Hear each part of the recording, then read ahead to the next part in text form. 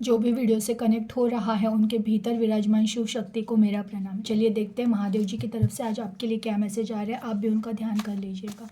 हर हर महादेव, हर हर महादेव, हर हर महादेव, हर हर महादेव, हर हर महादेव, हर हर महादेव, हर हर महादेव, हर हर महादेव, हर हर महादेव। अतीत का बोझ ढोना छोड़ दो, भविष्य कुछ अच्छा लेकर आ रहा है। भूत वर्तमान भविष्य मुझे सौंप दो, तुम बस शांत रहो और चलते रहो। भाई बहन से रिश्तों की कदर करना भी ज़रूरी है। योग से मोक्ष की प्राप्ति करो। सत्य का मार्ग कठिन है पर उस पर चलकर जो हासिल होता है वो अमर बना देता है। ओके। प्यार सच्चा हो तो वो ज़रूर लौटेगा, व्यर्थ की चिंता मत करो। पवित्र मन से भक्ति कर रहे हो तो तुम्हें सब कुछ प्राप्त हो ही जाएगा। लास्ट मैसेज लेती हूँ। माता रानी की कृपा होने वाली है, उदासी छोड़ो और भक्ति में डूबो। वाओ, बहुत प्यारे मैसेजेस आए हैं आज। देखिए फर्स्ट मैसेज है, फर्स्ट एंड सेकंड मैसेज लगभग सेम है। अतीत का बोझ ढोना छोड़ दो, भविष्य कुछ अच्छा लेकर आ रहा है। देखिए फर्स्ट मैसेज आया है, अगर आप किसी पास्ट में फंसे हुए हो, पास्ट में कुछ चीज़ें खराब हुई थी, आप उसी को लेकर बैठे हो, तो देखिए आज क्लियरली मैसेज आया कि उस अतीत का बोझ ढोना छोड़ दो, क्योंकि भविष्य कुछ अच्छा लेकर आ रहा है। क्योंकि वो आप जब तक उस पास्ट के बोझे को लेकर चलते रहोगे ना, तो आप अपने भविष्य को ब्लॉक कर रहे हो। जब तक आप पूरी तरह से अपने भीतर के दरवाजे नहीं खोल सकते हो तो बाहर का प्रकाश अंदर कैसे जाएगा। आपने अपने दिल में पूरी तरह से पास्ट को इस तरह बिठा के अगर रखा है और आपने दरवाजे बंद करके रखे तो आपने अपने लक को रोक के रखा है। तो आपको क्लियरली मैसेज आया है, भूतकाल में जो भी बुरा हुआ है उन सब चीज़ों को फेंक दो अपने लाइफ से बाहर। मीन्स अभी उन चीज़ों के बारे में सोचना छोड़ दो। जो हुआ ठीक है, जो गया ठीक है, जो हो रहा है ना उस पर आपको अभी फोकस करना है, क्योंकि भविष्य में आपके पास कुछ अच्छा लेकर, भविष्य आपके पास कुछ अच्छा लेकर आ रहा है, जो आपके लिए कैपेबल होगा, जो आपको कुछ बोलते ना बनाएगा, वो चीज़ें आपके पास आ रही है। तो आपको पहले तो ये भूतकाल का जो भी पास्ट में जो भी आपके साथ घटनाएं हुई है, जो भी आपको तकलीफ़ें दे रही है, जिन चीज़ों को आपने पकड़ा है उनको लेट गो करो। भूत वर्तमान भविष्य मुझे सौंप दो, तुम बस शांत रहो और चलते रहो।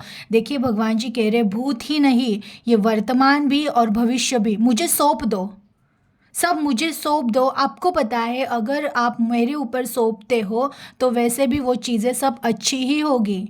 तो आपको अभी क्या करना है, सब मुझे सौंप दो और शांत रहो। विश्वास रखो कि लाइफ बदलेगी और बहुत अच्छे से बदलेगी। तो आपको ये बहुत क्लियरली साइन मिल रहा है कि आपको ज़्यादा पास्ट के बारे में सोचना नहीं है, वर्तमान में प्रेजेंट में जीना है, भविष्य की चिंता भी नहीं करनी है। भविष्य आपका बहुत ब्राइट है। भाई बहन से रिश्तों की कदर करना भी ज़रूरी है। अगेन आपको देखिए आज जो भी कनेक्ट हुआ है आपके रिलेशन के मैसेज आया है। तो अगर आपके भाई या बहन से किसी कारणवश बात नहीं हो रही या निगेटिविटी के कुछ भी हो सकता है, अगर आपके रिलेशन में कुछ प्रॉब्लम क्रिएट हुआ है, तो देखिए ये कहा जाता है एक घर के अगर 4 बच्चे हैं, मतलब एक माता पिता के 4 बच्चे हैं और चारों में से एक भी अगर दुखी जीवन जी रहा है ना, तो उसके जीवन का प्रभाव वो कहीं पर भी रहे उन तीनों पर भी होता ही होता है।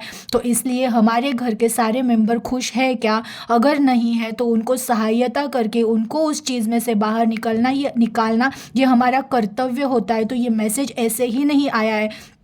कभी कभी हमारे लाइफ में ब्लॉकेजेस हो रहे होते हैं, हमें पता नहीं चल रहा होता है मेरे कर्म अच्छे हैं, मैं सब कुछ ठीक ठाक कर रहा हूँ, फिर मेरे लाइफ में ब्लॉकेजेस क्यों आ रहे हैं। तो कभी कभी ऐसे होते हैं जो हमारे भाई या बहन है वो कहीं ना कहीं हमारे आसपास में आजू बाजू में कहीं तो तकलीफ में हो रहे होते हैं और हम हमारी ज़िंदगी में चल रहे होते हैं आगे, इसलिए वो अगर अड़चन में है। क्योंकि कुछ भी किया जाए तो हम सब ना बोलते हैं ना कि हमारे एंसेस्टर सब हमें देख रहे हैं कि अगर मेरा एक बच्चा दुखी है तो उनको तकलीफ़ होती है, और फिर वो कुछ चीज़ें ऐसी हमारे लाइफ में निगेटिव हो रही होती है ना कि उसकी वजह से भी ब्लॉकेजेस आते हैं। तो आपको ना रिश्तों के पास थोड़ा सा ध्यान देने के लिए कहा है कि मेरे रिश्ते में सब कुछ ठीक ठाक है, सब सुखी है। अगर नहीं है तो उनसे पूछो क्या प्रॉब्लम है, अगर आप कुछ हेल्प कर सकते हो उनको तो हेल्प करो, अगर वो लोग प्रॉब्लम में है कोई भी तो उनको कम से कम उस प्रॉब्लम में से आप नहीं भी बाहर निकाल सकते हो तो कम से कम बोलते हैं ना कुछ शब्दों का आधार ही देकर उनको आगे हौसला दो कि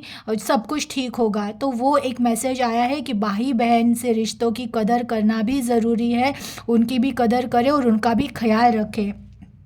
अगेन, पवित्र मन से भक्ति कर रहे हो तो तुम्हें सब कुछ प्राप्त हो ही जाएगा। जो भी आज कनेक्ट हो रहे हैं तो भगवान जी आपको क्लियर संकेत दे रहे हैं, अगर तुम्हारी भक्ति सच्ची है, क्योंकि भगवान को पता है भक्त का भाव क्या है, आप कुछ मांगने के लिए उनसे भक्ति कर रहे हो या सिर्फ उनको प्राप्त करने के लिए भक्ति कर रहे हो। तो ये दो लोगों के लिए एक मैसेज है। पहला तो वो है जिनके मन में भाव नहीं बट उनको कुछ चाहिए इसलिए भक्ति कर रहे, तो भगवान जी बोल रहे ये भक्ति सच्ची तो है नहीं।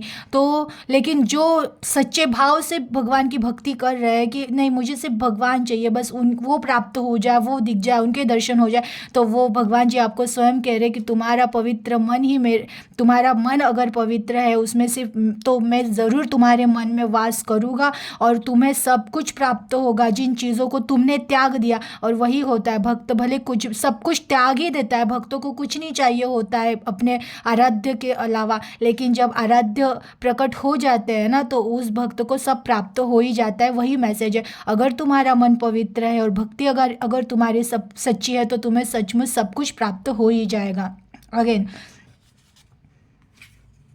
प्यार सच्चा हो तो वो ज़रूर लौटेगा, व्यर्थ की चिंता मत करो। आप रिश्तों की वजह से अगर अभी भी उलझन में हो कि क्या होगा कैसे होगा, तो देखिए पहले तो आपको खुद को कैपेबल होना है। कभी भी किसी पे ज़्यादा भरोसा रख कर हम किसी पर डिपेंड होना, ये बहुत गलत बात होती है। जब भी हम किसी पर डिपेंड होना स्टार्ट करते हैं तो यूनिवर्स ही हमारे लाइफ में ऐसा कोई ट्विस्ट कर देते हैं ना कि हमें वो हम संभल जाए, हमें खुद हम इतने कैपेबल होते हैं कि हम खुद को संभाल सकते हैं, लेकिन हम किसी पे इतना डिपेंड हो जाते हैं ना कि हम हमारी खुद की यात्रा भूल जाते हैं, हम खुद की पहचान भूल जाते हैं, और वो पहचान याद दिलाने के लिए कभी कभी हमारे प्यारे रिश्ते हमसे दूर किए जाते हैं। तो अगर, और वैसे भी ये प्यारे रिश्ते दूर भी किए ना तो भी इनमें अगर प्यार सच्चा है ना तो वो रिश्ता थोड़े टाइम के लिए दूर हो सकता है, लेकिन वो ज़िंदगी से कभी कहीं जाता नहीं है, वो वापस लौट कर ज़रूर आता है।